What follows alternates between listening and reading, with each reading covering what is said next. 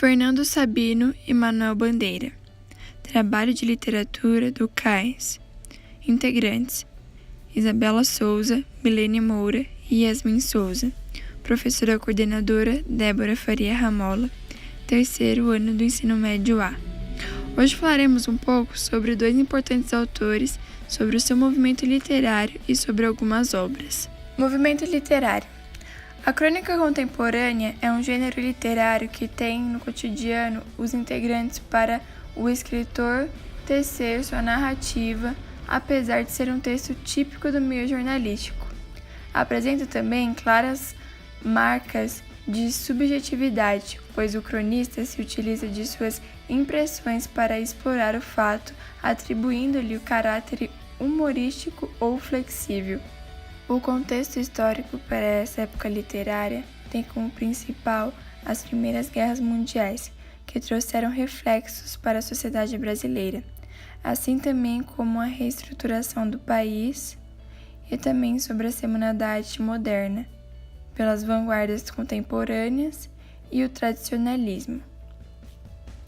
Características. Na produção de alguns cronistas que escrevem na contemporaneidade, pode-se notar um esforço para manter em suas crônicas certa característica modernista, entre elas a literatoriedade. Como informa Luiz Carlos Simão, ele diz: cabe reconhecer que a concepção de uma crônica que mantém características literárias ou ficcional a sobrevive nos dias atuais, ainda que com menos intensidade.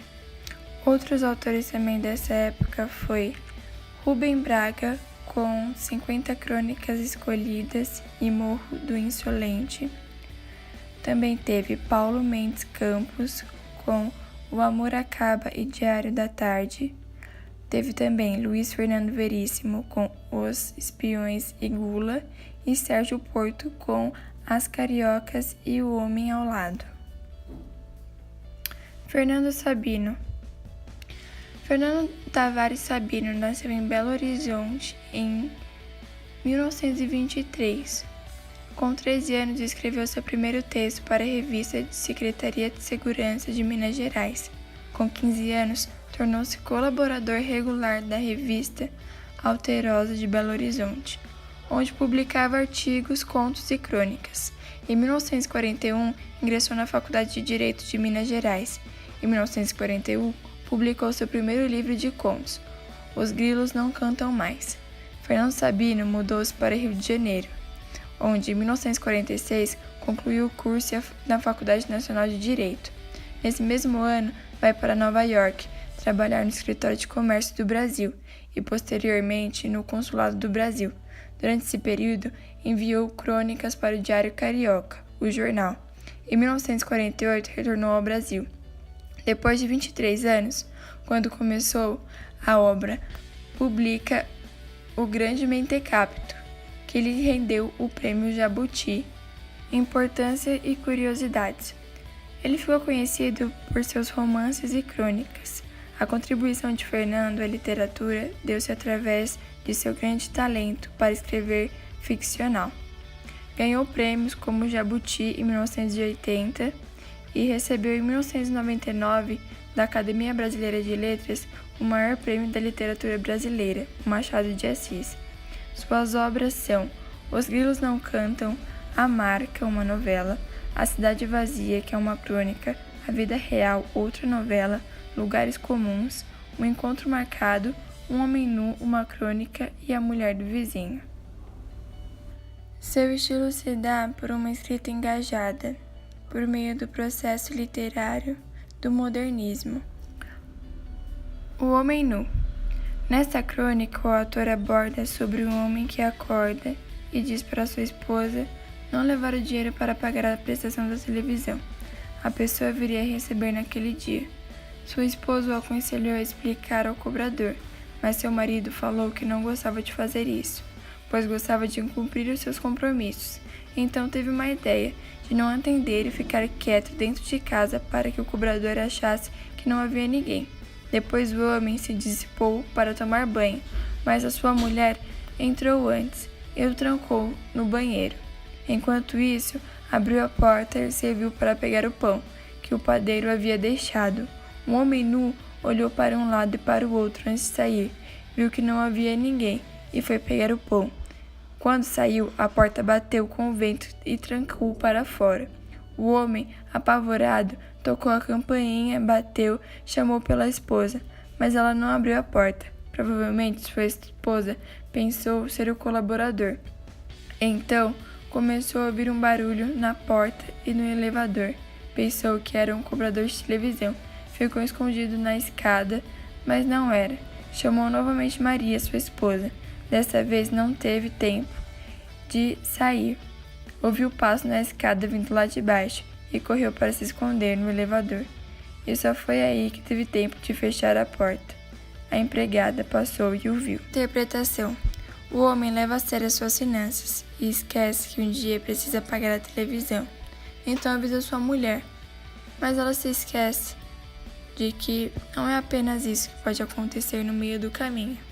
Comentário crítico: a crônica O Homem Nu, de Fernando Sabino, descreve uma cena do cotidiano sobre um casal da época. Relata sobre uma pequena briga entre Maria e seu marido, e um dia inteiro.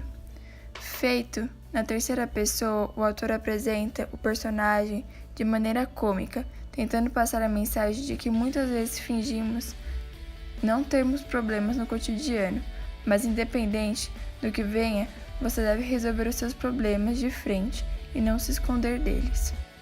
Características fundamentais da crônica de Sabino é saber da utilização de uma narrativa que assume o ato da escrita e um diálogo com seu leitor, destreza na captura do cotidiano e muitas outras circunstâncias. Fatos sobre Bandeira. Manuel Bandeira nasceu na cidade de Recife em 1888 e faleceu no Rio de Janeiro.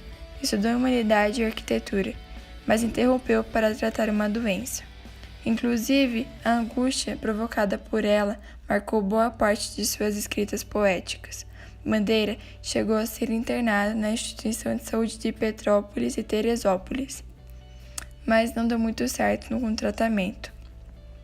A sua obra, As Cinzas, foi impressionante e foi impresso pela primeira vez com 200 exemplares, pois jamais achou que seria tão vendida.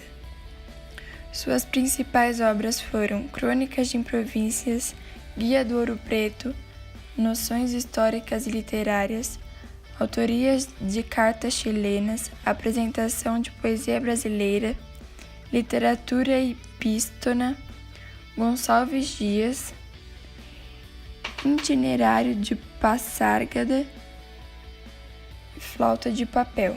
Seu estilo se dá por meio da poesia parnasiana, mas com o passar do tempo adotou o modernismo. Por sinal, o poema Os Sapos, lida na abertura da Semana da Arte Moderna, ridicularizava o parnasianismo.